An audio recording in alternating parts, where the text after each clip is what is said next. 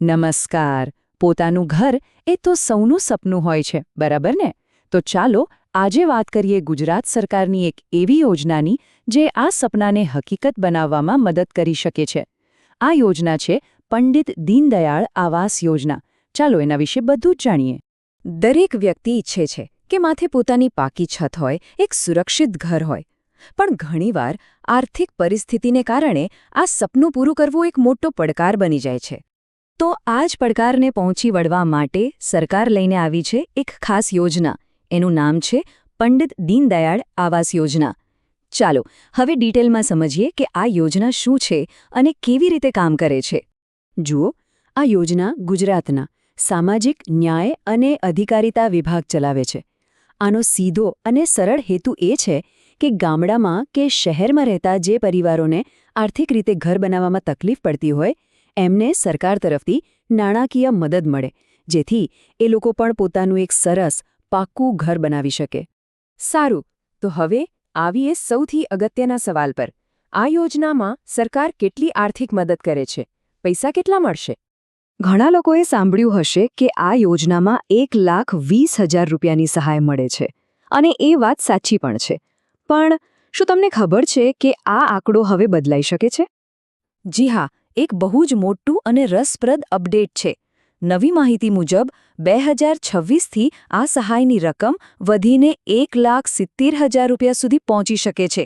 આ તો ખરેખર બહુ સારા સમાચાર છે, નહીં? હવે જે હાલની 1,20,000ની રકમ છે એ એકસાથે નથી મળતી. એ 3 હપ્તામાં આવે છે. પહેલો હપ્તો 40,000 રૂપિયા, જેવી તમારી અરજી મંજૂર થાય એટલે તરત જ. બીજો હપ્તો 60,000 રૂપિયા, જ્યારે તમારું બાંધકામ લિન્ટલ લેવલ એટલે કે છત ભરવા સુધી પહોંચે ત્યારે. અને છેલ્લો ત્રીજો હપ્તો 20,000 રૂપિયા, જ્યારે શૌચાલય સાથે આખું ઘર તૈયાર થઈ જાય ત્યારે મળે છે. અને હા, એક વાત ખાસ ધ્યાનમાં રાખવાની કે આ બાંધકામ 2 વર્ષની અંદર પૂરું કરી દેવાનું હોય છે. સરસ, તો સહાયની વાત તો થઈ ગઈ. પણ હવે સવાલ એ છે કે આ યોજના માટે અરજી કોણ કરી શકે? કોણ પાત્ર ગણાય? ચાલો એના નિયમો પર એક નજર નાખીએ. ઓકે, તો સૌથી પહેલાં કેટલીક બેઝિક શરતો છે. એક તો અરજદાર ગુજરાતના જ રહેવાસી હોવા જોઈએ. એમની ઉંમર ઓછામાં ઓછી 18 વર્ષ હોવી જોઈએ. બીજું, તમારા કે તમારા પરિવારના નામે ભારતમાં ક્યાંય બીજું પાક્કું મકાન ન હોવું જોઈએ. અને હા, તમે આ પહેલાં સરકારની બીજી કોઈ ઘર બનાવવાની યોજનાનો લાભ લીધેલો ન હોવો જોઈએ. અને સૌથી જરૂરી, ઘર બનાવવા માટે તમારી પોતાની માલિકીની જમીન હોવી જરૂરી છે.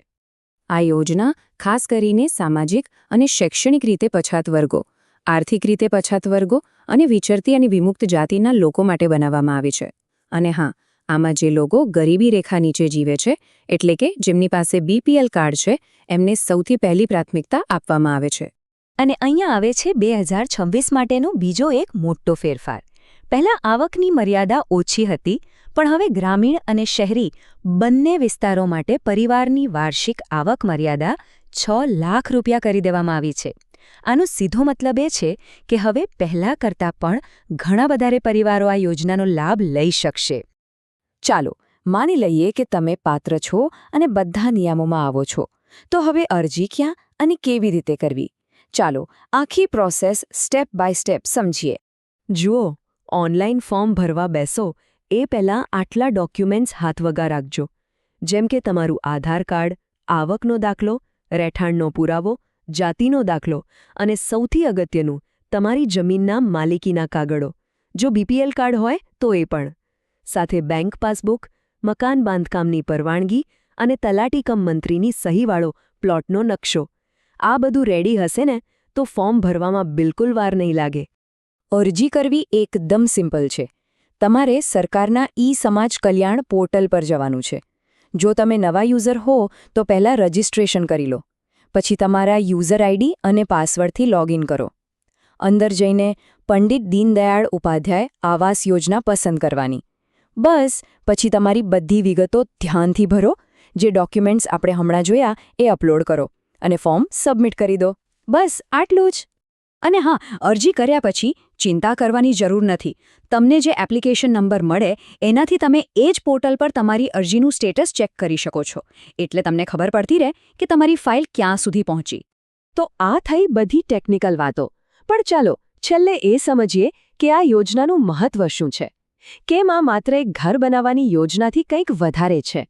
વિચારો, જ્યારે કોઈ ઘર વગરના પરિવારને પાકું મકાન મળે ત્યારે એમને માત્ર છત નથી મળતી, એમને સામાજિક સુરક્ષા મળે છે, એક સ્થિરતા મળે છે. આનાથી ગરીબી ઘટાડવામાં પણ મદદ મળે છે. આ એક પરિવારના ભવિષ્યને સુરક્ષિત કરવાનો પ્રયાસ છે. જરા એ પણ વિચારવા જેવું છે કે આવી યોજનાઓ લાંબા ગાળે ગુજરાતના હજારો પરિવારોના ભવિષ્યને કેવો આકાર આપી શકે છે, ખરું ને? કારણ કે જ્યારે એક પરિવાર મજબૂત બને છે ત્યારે આખો સમાજ આગળ વધે છે.